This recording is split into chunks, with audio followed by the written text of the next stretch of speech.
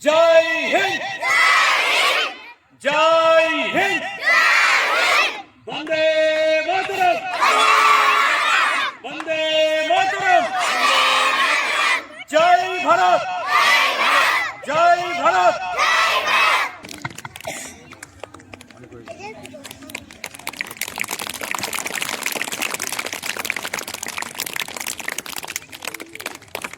মাল্যদান করার জন্য আমি আহ্বান জানাচ্ছি আমাদের মিশনের সভাপতি মহাশয় সম্মানীয় এনকে বদরুদ্দোজা সাহেবকে।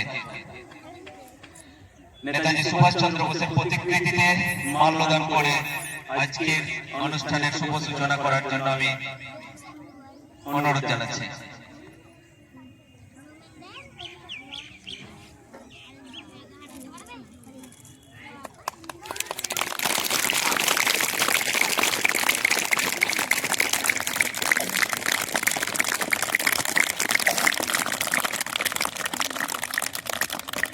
ধন্যবাদ সম্মানীয় সভাপতি মহাশয়কে। এবারে প্রতিটি শিক্ষক শিক্ষিকাগণকে আমি অনুরোধ করছি পুষ্প প্রদানের জন্য। একে একে পুষ্প প্রদান করুন।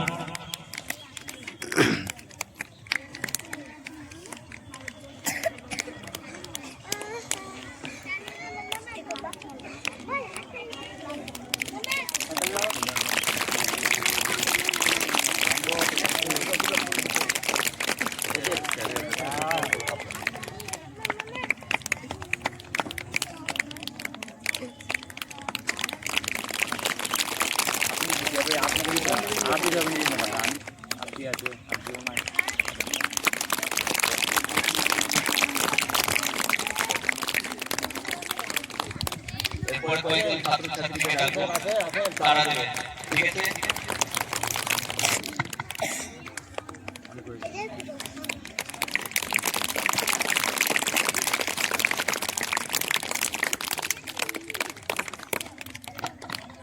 ক্লাস 5 এ, ক্লাস 5 এর মেয়ে, ক্লাস 4 এর মেয়ে, সবাই জুতো খুলে আসে, জুতো খুলে চলে এসে। সম্মানীয় আজকের সভার সভাপতি মহাশয়, উপস্থিত বর্ষাপুর ব্যাংকেট মিশনের সভাপতি মহাশয়, আমার প্রিয় সহকর্মী শিক্ষক শিক্ষিকা বৃন্দগণ এবং স্নেহের ছাত্রছাত্রীগণ, আজ 23শে জানুয়ারি 2026,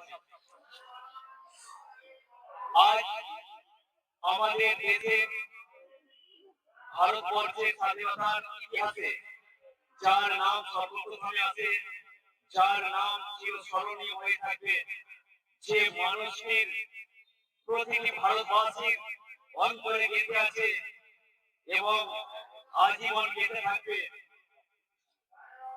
ভারতের ইতিহাসের কথা বললে যার নাম মনে চলে আসে, বইয়ের পাতা উল্টাতে গিয়ে যার ছবি দেখতে আমরা থেমে যাই, মোবাইলের স্ক্রিন স্ক্রল করতে গিয়ে যার ছবি দেখতে আমরা থেমে যাই, যিনি অবিস্মরণীয় মহানায়ক, যিনি বাঙালির গর্ব, দেশের সম্পদ, সেই মহানায়ক নেতাজি সুভাষচন্দ্র বোসের 130তম জন্মদিবস। আজকের দিনে অর্থাৎ 1897 সালের 23শে জানুয়ারি উড়িষ্যা জেলার কটক শহরে তিনি জন্মগ্রহণ করেছিলেন। পিতা ছিলেন একজন বিখ্যাত লয়ার জানকীনাথ বোস, মাতা ছিলেন প্রভাবতী দেবী। ভারতবর্ষ প্রায় 200 বছর ইংরেজ রাজত্বে পড়ে গেছে আমাদের দেশে, যার অত্যাচার বর্ণনা করা যাবে না, অবর্ণনীয়। সেই অত্যাচারী ইংরেজদেরকে বিতাড়নের জন্য যখন ভারতবর্ষের বিভিন্ন প্রান্ত থেকে, বিশেষ করে বাংলা থেকে আন্দোলন শুরু হয়, সেই আন্দোলনের বিভিন্ন ধারা রয়েছিল। নেতাজি সুভাষচন্দ্র বোস ছিলেন তাদের মধ্যে ব্যতিক্রম। নেতাজি সুভাষচন্দ্র বোস এত ব্রিলিয়ান্ট স্টুডেন্ট ছিলেন যে তিনি সর্বভারতীয় আইসিএস পরীক্ষাতে 4র্থ স্থান অধিকার করেছিলেন মাত্র 9 মাসের পড়াশোনায়। কিন্তু ভারতবর্ষের তখন তিনি একটি বড় চাকরি করে নিজের জীবনকে অতিবাহিত করতে পারতেন। এখনকার কিছু স্বার্থান্বেষী মানুষের মতো কানে কানে টাকা উপার্জন করতে পারতেন। এখনকার মতো কিছু স্বার্থান্বেষী মানুষের মতো যারা দেশের কথা ভাবে না, যারা সমাজের কথা ভাবে না, তাদের মতো তিনি তার পরবর্তী প্রজন্মের জন্য উজ্জ্বল ভবিষ্যৎ করে যেতে পারতেন। কিন্তু নেতাজি সুভাষচন্দ্র বোস ছিলেন এক ব্যতিক্রমী চরিত্র। তিনি নিজের কথা কখনো ভাবেননি। তিনি ভেবেছিলেন সমগ্র অখণ্ড ভারত বর্ষের কথা। তিনি ভেবেছিলেন অখণ্ড ভারতের সমগ্র ভারতবাসীর কথা।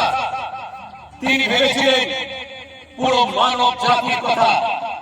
এই জন্য তিনি সেই প্রলোভন চাকরি ব্রিটিশদের অধীনে গ্রহণ করেননি। তিনি ঝাঁপিয়ে পড়েছেন ভারতের স্বাধীনতা আন্দোলনে এবং তিনি উপলব্ধি করেছিলেন যে এই স্বাধীনতা সহজে আসবে না। তাদের কাছ থেকে আমরা অন্যায় বিনয় করলে তারা কখনোই, অর্থাৎ ইংরেজরা আমাদেরকে সেই স্বাধীনতা দেবে না। তাই তিনি চরম পন্থা অবলম্বন করেছিলেন। এই জন্য তিনি বিভিন্ন দেশের সহযোগিতা, বিশেষ করে জাপান, জার্মানি, এই সকল দেশের সহযোগিতা তিনি গ্রহণ করেছিলেন এবং সেই সকল দেশগুলো দুহাত ভরে নেতাজি সুভাষচন্দ্র বোসকে সহযোগিতা করেছিলেন। তিনি জয় হিন্দ স্লোগান দিয়েছিলেন। তিনি যে দল গঠন করেছিলেন তাদের স্লোগান ছিল জয় হিন্দ। তার আগে ভারতবাসীর উদ্দেশ্যে তিনি বলে দিয়েছিলেন যে তোমরা আমাকে রক্ত দাও, আমি তোমাদেরকে স্বাধীনতা দেব। রক্ত দেওয়ার অর্থ হচ্ছে তোমরা যুদ্ধে ঝাঁপিয়ে পড়ো, আমার সঙ্গে এসো, আমি নেতা সামনে থাকবো, তোমরা থাকবে আমার সঙ্গে। এর জন্য প্রাণ বিসর্জন দিতে হতে পারে। একেই বলা হচ্ছে রক্ত দেওয়া।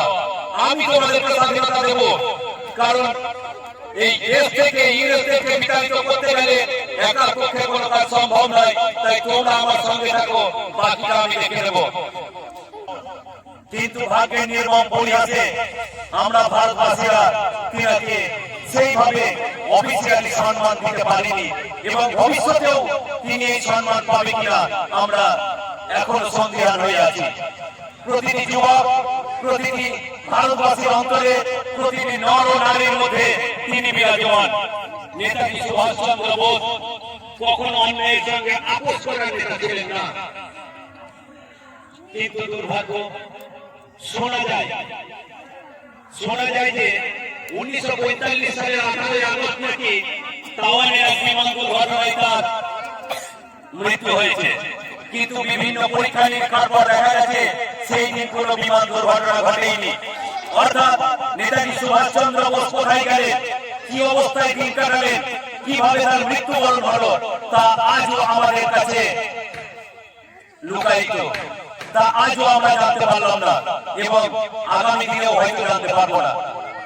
ভারতবর্ষের ইতিহাসে, ভারতবর্ষের বুকে যে সকল মনীষীরা রয়েছে তাদের প্রত্যেকের আমরা জন্ম মৃত্যু জানি।